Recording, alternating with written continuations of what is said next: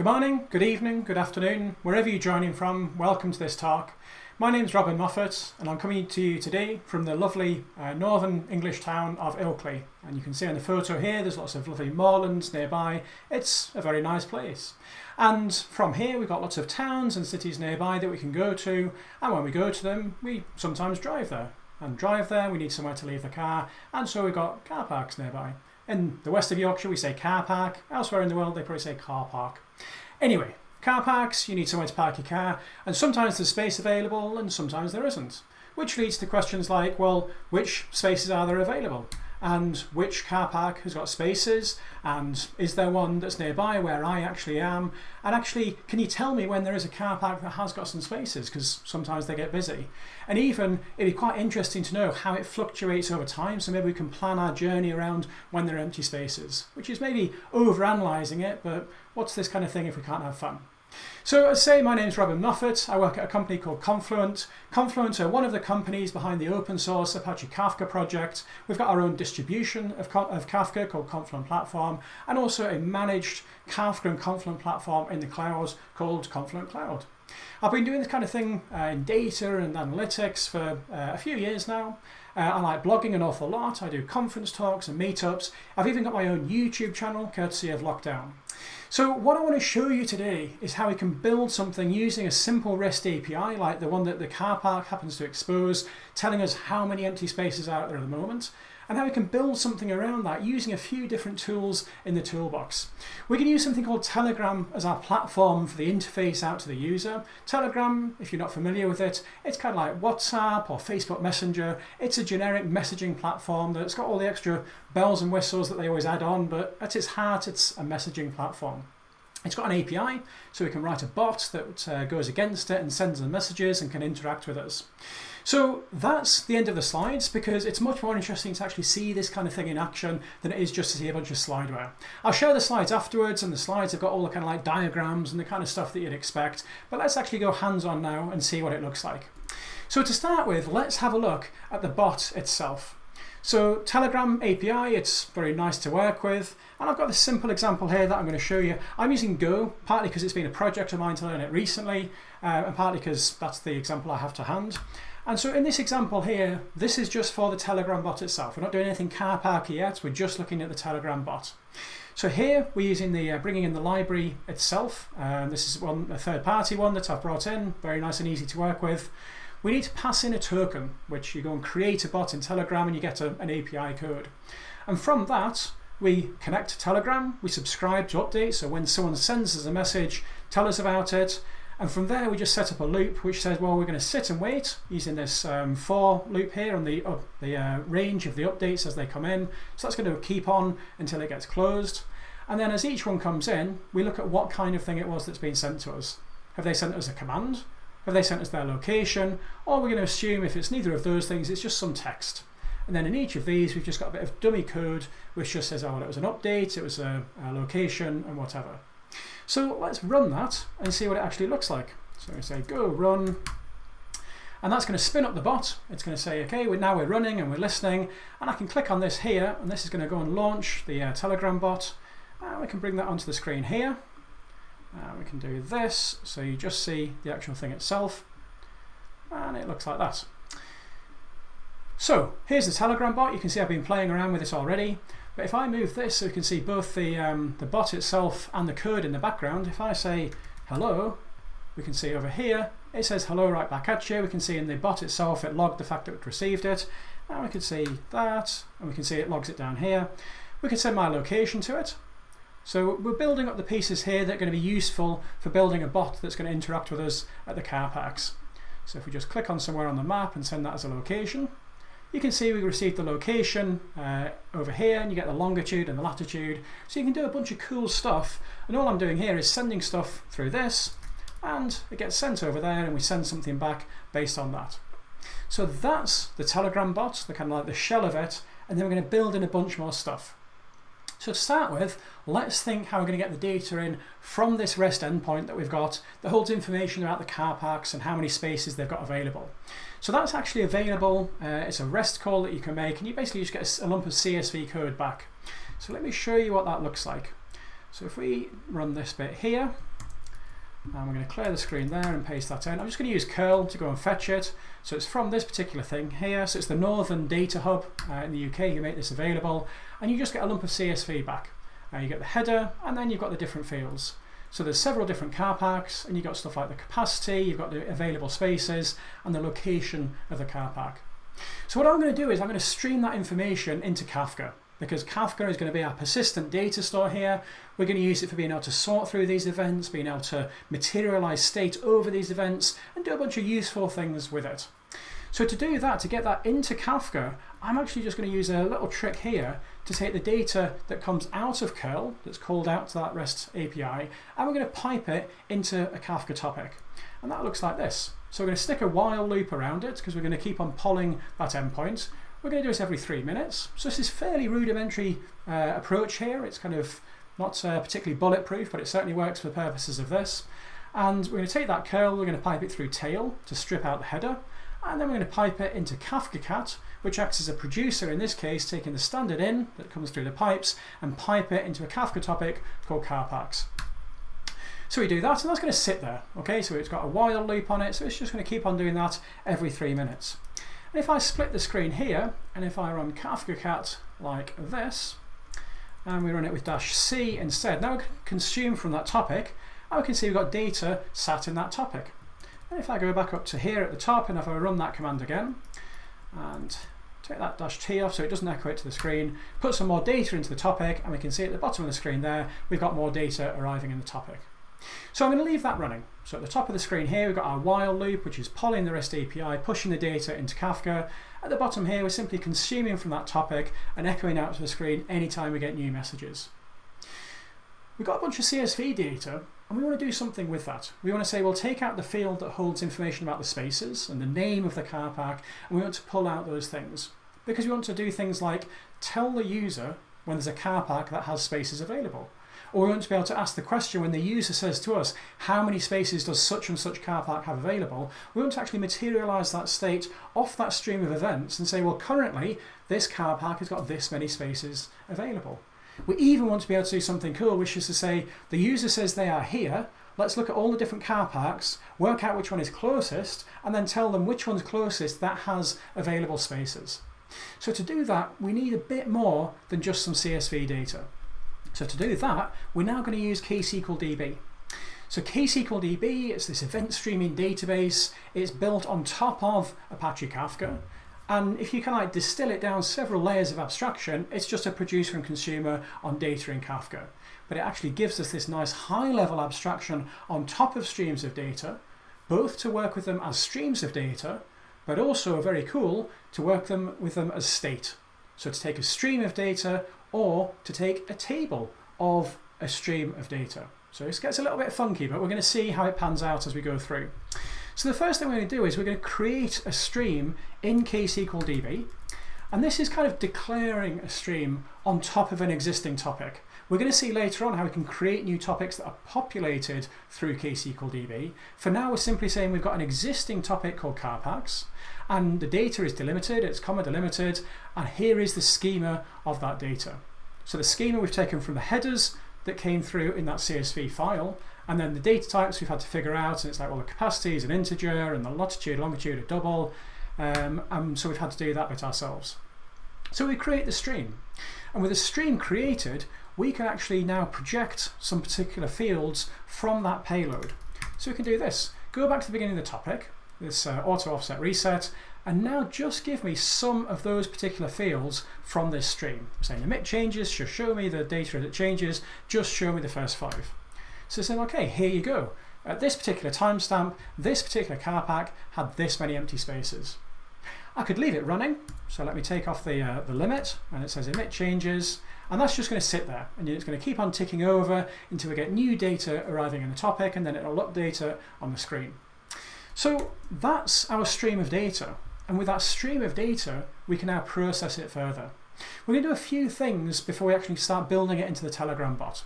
We're going to take this date and time, and we're going to build it into a proper timestamp, because we're going to do some kind of time calculations on it. We're also going to take that latitude and longitude that we've got, and we're going to build it into a struct object. And we're also going to reserialize the data into protobuf.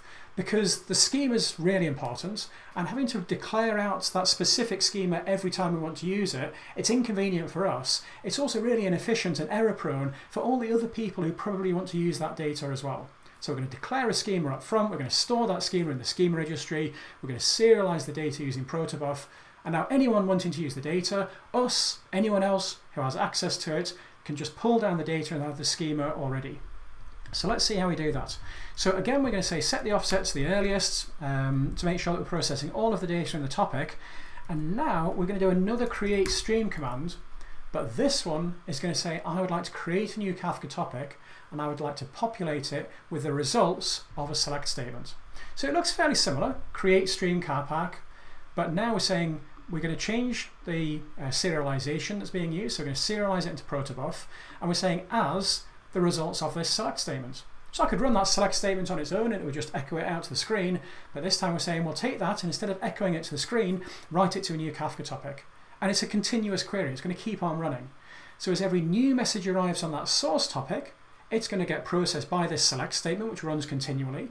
We're going to take the timestamp, we're going to create it into a proper timestamp format. We're going to take the latitude, longitude and build it into a struct. We're going to serialize all of that into protobuf and write it into a new Kafka topic. So we set that running and it'll say, okay, I've created a new stream, I've set the query running. And we can say, show streams. It says, okay, you've got a new stream. Here's one called car park events and it's in protobuf. And we've got a new Kafka topic of the same name. So at this point, anyone can connect to our Kafka cluster and they'll see a Kafka topic called car park events, and they could read from that topic, deserialize the protobuf and use that data. So you can actually use ksqlDB simply as like a stream processor that takes some data, does some stuff to it, writes it back to a Kafka topic, and now other applications can use that data. So we're going to do a little bit more than that. What we're going to do is we're going to say, well, let's take that data. Let me just show you what it looks like, just to show that it's definitely working. We're going to say select the timestamp, and now we're going to take the timestamp that we created and actually format it back to our own timestamp format that we can see that's human readable, because it stores timestamps as big int epochs, and then the name of the car park and empty places from here where the car park matches a certain name. This is okay, we've got 3 different readings for the Westgate car park. We got 2 at this particular point, which is at the beginning there when I was kept on running that curl command, and then we've had another reading here. Here's the number of empty places, so we can see 2 more people arrived at the car park, so the number of empty places has gone down, but we've got that data as part of a stream. So what we're going to do now is we're going to create a materialized view on top of that stream of events. This stream here already gives us the ability to answer the question, tell me when a certain car park has got more than a certain number of spaces available, because we can run a select statement. In fact, let's do this. So run from here, and instead of where name is Westgate, we're going to say where empty places is greater than, let's say, 100, and emit changes. Oops, get your keyboard right. There we go. So now we've got a query that's just going to tell us every time we get a new message that arrives that matches the predicate that we specified. So the predicate up here where empty places is more than 100, we're going to get a message pushed to the screen. And what we can do is we can run that from a client and say, well, the client's going to receive a message every time a message meets that criteria. So we'd probably run it with the offset set to latest. So let me show you that. So we've got latest here. And now when I run that, it's just going to sit there. It's going to say, well, I'll go to the end of the topic. And now any message that arrives subsequently meeting that criteria will get echoed out to the screen. So that's how we can satisfy that first requirement of tell me when a car park becomes available with a certain number of spaces over the threshold. So this is called a push query. So that's the first one. The second one we're going to do is we're going to say, I would like to know how many spaces are available at a specific car park now. I would like to do a key value lookup. I would like to take this stream of events and I would like to do a lookup against that.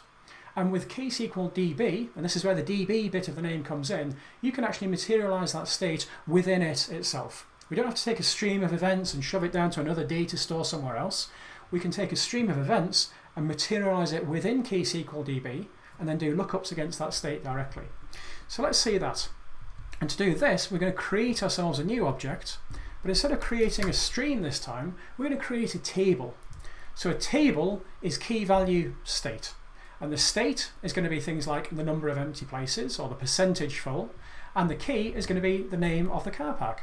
So the name of the car park is our key, the value is all the other pieces, so like its location and its percentage full. And you can see we're using ksqlDB and we're running a bunch of SQL. We're doing functions and calculations, and we're changing the schema because we can use the as operator to change the name of a field. So we set that running and we go and create a table. So now we can do this kind of key value lookup. We can say, I would like to know how many spaces are available at a particular car park. And you'll notice here I don't say emit changes. Here I'm just saying I would like a key value lookup. I would like to pretend that this is a database, which it kind of is if you squint. I would like to say, what's the current state? And it says, well, here is the current state, and then query terminated. So the latest timestamp was this. This is how many spaces there are currently. Has that changed? I don't know. I'll have to rerun that query. As opposed to a push query, where we say, here is the current value, or here is the current value when we get one in, and any time it changes, the emit changes bit, we will tell you it has changed. So pull queries, key value lookup point in time, and push queries, as and when it changes, tell me about it. And we can say, you can do that from the beginning of the topic or from the end of the topic. So this gives us our tools with which we can now pull into a Telegram bot all of these different bits of data that we want. So let's go and have a look at what that looks like. And let's set it running, and then we can have a look at the code as well. So go run. So this is going to spin up the Telegram bot, and it's going to say, right, I'm now listening on this particular place here. So I've launched my Telegram bot, and I'm going to click on start, which will initiate it. And you'll see by clicking on start, that actually sent a command through, which got logged by the bot on the code here. And we can see here, we get a little prompt telling us what we can do. So this is how we can use alert to receive alert when a certain number of places are available. We can give it a name of a car park, and it's going to tell us how many spaces. Or we can even send it our location, and it'll tell us which car park is closest to us that's got more than 10 spaces available to it. So let's set an alert to start with. I would like to know when a car park becomes available, or a car park on the REST API says I have more than a certain number of spaces available. So tell me when a car park has got more than 100 spaces, or let's say 500 spaces available. So we've set that up, and it's created that alert. You'll see here in the code, it's on the log file, it says, okay, we've received that alert. In the background, that's now set running a query saying select from the car park events, blah, blah, blah, where empty spaces is greater than 500, because 500 was the value that we gave it. So now anytime a new message is received on that topic, like now, it will do a push alert out to the user saying, okay, we've received an update and these particular car parks have got more than that number of spaces available. Let's try another one. Let's say, okay, there's a car park called Westgate. I would like to know how many spaces it's got available. So we send it that, and now it's doing a key value lookup. It's doing a pull query against ksqlDB. It says, okay, it's got this many spaces. Also, it'd be kind of interesting to know, well, nearest to where I am, how many spaces available are there? So let's zoom in on the map and give it a particular location, and we pretend we're about here in Bradford or in Holmfirth, and we send it that. It says, okay, I'm going to go and do a lookup against ksqlDB, and I'm going to find out which car park is closest. You've got all the kind of some debug information here, and it says, okay, the nearest one is this particular car park. So you can see actually in the debug information in the background here, we can see this many spaces are free, and it's done this calculation, which one is closest to the user. So it's just got a geodistance function as part of it. So that's putting it all together. We've got the Go code is doing the lookups out to ksqlDB. So we can go and have a quick look at that. The first part of it simply takes the updates as they come through. And we've got this one here, it says if it was a command, look at what kind of command it was. If it was an alert one, then we're going to pull the threshold out of the arguments. So we say /alert 500, takes that 500, and it passes through as an argument. So we've got a function here called alert spaces. And what that's going to do, if we go to the definition for that, we can see over here, it's now going to go and run this command against ksqlDB, saying select from car park events where empty places is greater than that threshold, emit changes. So that comes through, we do the request against ksqlDB, and we wait for the data to come back. As it comes back, we put it into these Go variables, and we return that back out to a channel. That channel comes back and it sends it out to the user. As we can see here, has just popped up in the top right hand side. The next part of it says if we get a location come through, Then we take that location and we run this get closest, which takes the latitude, longitude. It does a lookup against ksqlDB. This actually does a select against that event stream from the beginning, and then it says, well, take the latest one and just cut it off. It's not actually key value lookup as such. And then the last one itself is doing a check spaces. So it says, well, we've sent the name. We said like Westgate car park. How many spaces does this one have available? And this one, we do a pull query against ksqlDB. So we say go to the definition, and here it's saying select the number of empty places from the car park where it matches this name. It does a REST call against ksqlDB, and it passes the message that comes back into these particular values and passes it back as a return from that function, which then sends it back out using the bot API. So that's the Telegram bot using Go client to be able to pull messages from ksqlDB using both push and pull queries to subscribe to changes or do key value lookups. The last bit I want to show you is another validation of why we want to use Kafka as the platform for this, because you can use the same messages that we're using to build out state and do push notifications to also stream the data that we've enriched and processed and push that out to somewhere else for analytics. So from ksqlDB, you can interact with something called Kafka Connect, which is a great way for integrating different systems with Kafka, both inbound and outbound. So now we're going to push data from that topic of car park information, and we're going to push it down to Elasticsearch. So to do that, we're going to say create a sync connector, take data from this particular topic here. It's in protobuf because we serialized it as that, and go and push it over to this Elasticsearch endpoint here. So we go and create that. We say show connectors and make sure it's working. And it says, yep, we're running. And now we can go over to Kibana. And in Kibana, we can now analyze the data that we've got within Elasticsearch. So we'll create ourselves a index pattern like this. And the timestamp field we're going to use is TS. And if we have a quick look at the types of data that we've got within this, you can see we've got the capacity, we've got the name, and we've got longitude, latitude. And if we change this like this, we can see down here we've got a location field, which is a geopoint, which is one of the reasons I took that longitude and latitude and made it into a struct, because it means when you push it to Elasticsearch, it kind of just works. So we've got the geopoint, which means we can do some cool stuff with it. We've also got the empty places as a number, and then we've got the name of the car park here, so we can do some analysis on it now.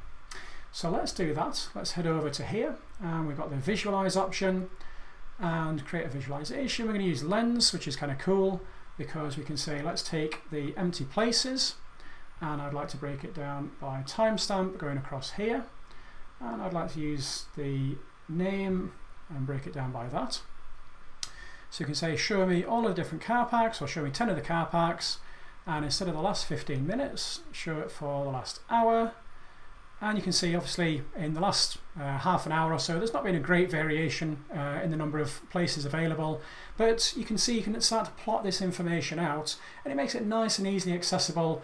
You can collect the data over a great amount of time and see how it varies and do lots of nice things like that. So we can easily plot it in Kibana. We could use that as a dashboard, a real-time dashboard on top of the data from an external REST API, or indeed from anywhere else, because you can integrate numerous different systems and databases and message queues with Kafka and then push that data straight down to somewhere like Elasticsearch to use it for analysis. We can also say, well, let's take that data, and because it's got a geolocation within it, we can actually start to plot that on a map. So you can say, well, here's the maps part of Elastic, of Kibana. I'm going to add a layer over here and do it as a heat map based on the car park events. And we've got the location field is our geospatial bit. And then the metric we're going to use, let's do it based on the empty places. And we can do that and that and save and close it. And now if we fit it to data, we're going to zoom all the way in, and we can see here's Bradford in the north of England where the car parks actually are. And as that finally catches up, it can see, well, it plots where those car parks are, and it's doing a sum of the empty spaces. So it's not saying in this particular location there are this many, but within this timestamp here, so within the last 15 minutes, there are this many different spaces available. So you can see, okay, I'm going to go to this part of the city or this part of the city and zoom in on it like that. So there are different ways you can use the same data. All of this coming from CSV data on a REST endpoint, streaming it into Kafka, using ksqlDB to enrich it, to process it, to reserialize it, doing materialized views on that data, doing state value, key value lookups, using an external client, REST API. We can do event-driven notifications, again using that external client, use Telegram as the platform for that. We can also push the same data down into Elasticsearch and build an analysis on top of it like that. Okay, so hopefully you found that interesting. There's a few little links that I'd like to share with you. If you want to go and try all of this out, you can do so on Confluent Cloud. Confluent Cloud gives you Apache Kafka, it gives you ksqlDB, it gives you Kafka Connect. There's a bunch of different money off you can get from your bill when you go and sign up. There's a discount code there you can use also. So this lets you just spin up Apache Kafka and go and try it out. Makes it nice and easy to start with. When you want to learn more about Kafka, so you've got Confluent Cloud, but what do I do with it now? You head over to developer.confluent.io. There's a bunch of tutorials and podcasts and videos to help you on your learning journey with Kafka, with Confluent Platform. And finally, come along to the Confluent Community Slack group. You can join the different channels there and hang out with the community, help other people, get help from other people in all sorts of aspects around Kafka and Confluent Platform. So hopefully that's been interesting to you. My name's Robin Moffat. You can find me on Twitter @rmoff. Send me a tweet if you liked it. Send me a tweet if you didn't, but be constructive, be friendly. It's always nice to hear from people. So with that, thank you very much for your time and have a good day.